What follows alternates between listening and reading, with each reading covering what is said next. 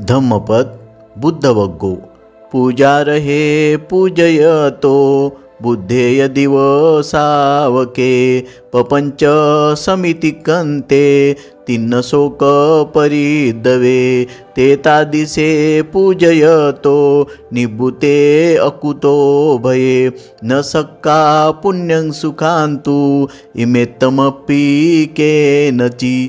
जे प्रपंचाच्या पलीकडे गेले आहेत, शोक आणि दुःख यातून मुक्त झाले आहेत, जे निर्वाण पावले आहेत, ज्यांना कोठूनही भय राहिलेले नाही, तशा व त्यांच्यासारख्या पूजनीय बुद्धाची किंवा श्रावकांची जो पूजा करतो त्याच्या पुण्याची हे इतके आहे अशी कुणालाही गणना करता येत नाही।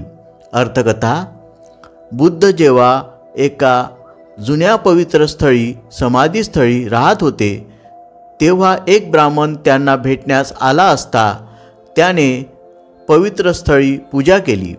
त्यावेळी विशुद्ध व्यक्तींना आदर दाखवणे हे जास्त स्तुत्य आहे असे बुद्धांनी त्यास समजावून दिले।